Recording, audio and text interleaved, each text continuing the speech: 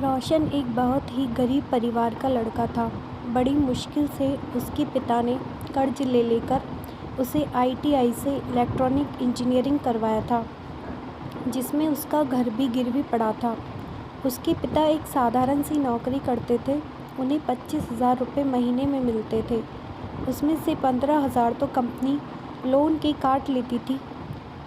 एक बेटी को पढ़ाने की जिद ने उन्हें कंगाली के उस गर्त में झोंक दिया था, जहाँ से वापस आना गरीबों के लिए तो असंभव ही होता है। उससे मुक्ति तो मरने के बाद ही भी नहीं मिलती। लोग बाल बच्चों से वसूलने लगते थे। रोशन के पिता प्रदीप ठाकुर ने सोचा था कि बेटे का इंजीनियरिंग बनने के बाद उनकी समस्या दूर हो जाएगी, क्योंकि उनके टाइम पर इंजीनियर होना अपने आप में बहुत बड़ी बात होती थी। लेकिन हो उसका उल्टा रहा था। रोशन को कहीं ढंग की नौकरी ही नहीं मिल रही थी। वह धक्के खाते खाते थक गया था। घर के हालात से वह बहुत दुखी था। मजबूरी में उसने वॉचमैन की नौकरी पकड़ ली थी, क्योंकि जब तक ढंग का जॉब नहीं मिलता तब तक तो खर्चा भी चलना चाहिए। लोग ताने मारने से भी नहीं चूकते थे। एक रिश्तेदार ने तो ये तक कह दिया था, जब वॉचमैन ही बनना था तो इतने कर्ज लेकर पढ़ने की क्या ज़रूरत थी। लोगों की बातें और पिता को कर्जदारों से जूझते देख उसका दिल बैठ जाता है और वह जीने का अरमान छोड़ देता है। उसे लगता है ऐसी ज़िंदगी का क्या फ़ायदा जो अपने घर वालों का कोई सपोर्ट ही नहीं कर सकता हो। वह अपनी ज़िंदगी को समाप्त करने की सोचता है और घर से निकल जाता है।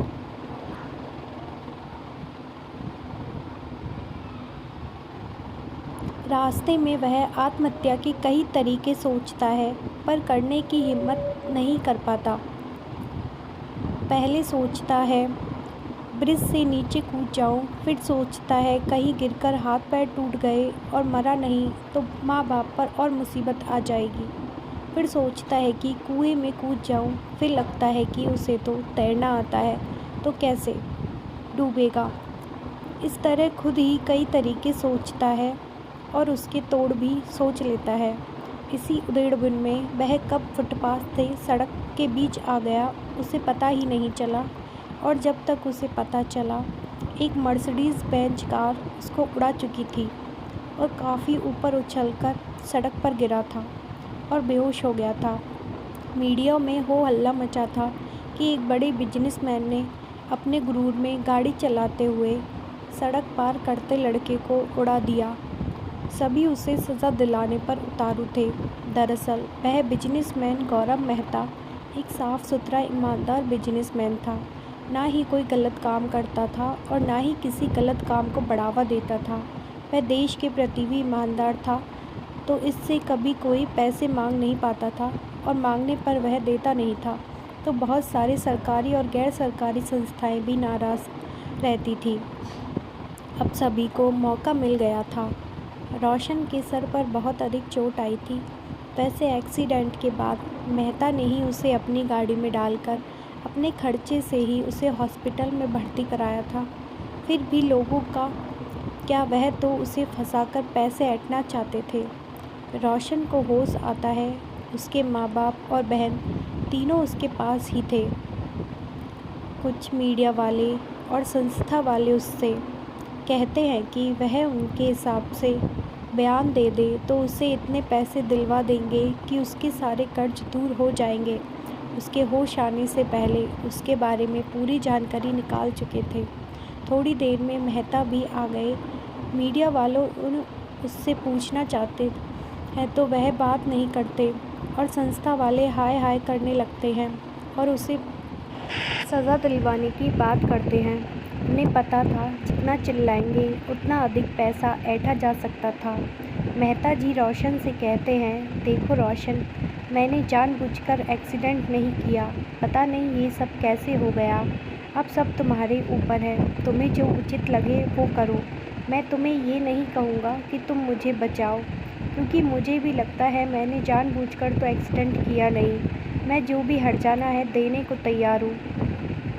तभी पुलिस वाले एक मजिस्ट्रेट के साथ आते हैं। रोशन कहीं जाने की स्थिति में नहीं था और ना ही अधिक बोलने की स्थिति में था, इसलिए पुलिस उसके बयान को दर्ज करने के लिए मजिस्ट्रेट साहब को साथ लाई थी। मामला हाई प्रोफाइल व्यक्ति के साथ जुड़ा था। मजिस्ट्रेट साहब रोशन से पूछते हैं, रोशन क्या तुम बोलने की स्थिति में हो? रोशन हाँ में सिर हिलाता है। मजिस्ट्रेट साहब पूछते हैं, यह एक्सीडेंट कैसे हुआ, तुम्हें कुछ याद है?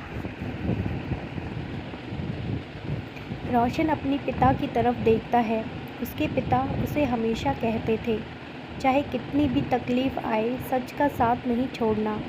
वह मजिस्ट्रेट साहब से कहता है, सर मैं अपनी टेंशन में था और सड़क के किनारे ही फुटपाथ पर चल रहा था, पर मैं अपनी झोंक में कब भी सड़क पर आ गया पता नहीं चला। गाड़ी ड्राइवर की कोई गलती नहीं है, वह चाह कर भी मुझे बचा नहीं सकता था क्योंकि मैं ही बीच सड़क पर अचानक चला गया था। मजिस्ट्रेट कहते हैं, सोच लो, तुम्हारे इस बयान से तुम्हें 1 रुपये का भी भुगतान नहीं मिलेगा और अगर वह नहीं चाहेंगे तो हॉस्पिटल का खर्च भी तुम पर ही भरने को आएगा। रोशन कहता है, सर कुछ भी हो पर मैं झूठ नहीं बोलूँगा।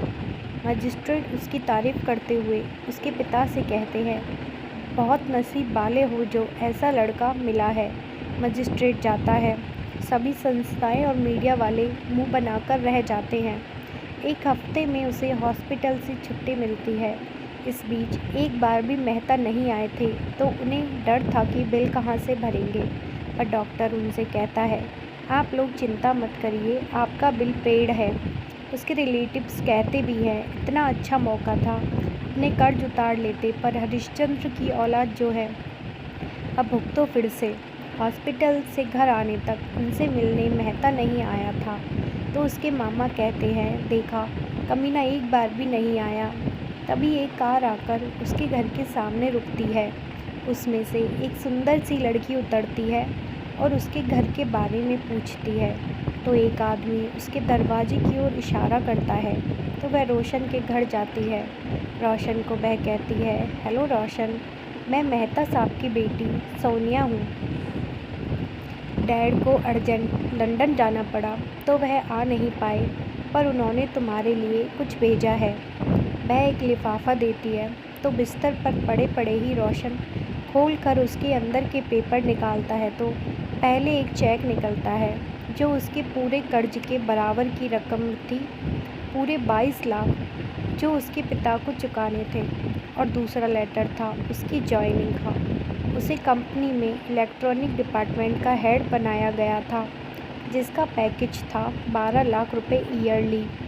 रोशन की आंखों से आंसू निकलते हैं। उसके पिता घबराकर देखते हैं तो वह इशारा करता है कि कोई टेंशन वाली बात नहीं है। वह चेक पिता के हाथ में देता है तो उनकी भी आंखों से आंसू निकलते हैं। वह तो सोनिया के पैर छूने लगते हैं तो वह उन्हें रोकते हुए कहती है, नहीं अंकल, ऐसा पाप मत करिए, मैं आपकी बेटी समान हूँ। मेरे डैड ईमानदार और शरीफ लोगों का हमेशा साथ देते हैं। रोशन से कहती है, रोशन तुम्हारी सैलरी अभी से शुरू हो गई है, ठीक होने के बाद तुम ज्वाइन कर सकते हो और कोई ज़रूरत हो तो मुझे डायरेक्ट कॉल कर सकते हो। वह अपना नंबर देती है और उनसे इजाज़त लेकर चली जाती है। मारे खुशी के वह लोग उस बेचारी को चाय पानी तक पूछना भूल गए थे। रोशन सोचता है, नियति भी क्या क्या रंग दिखाती है।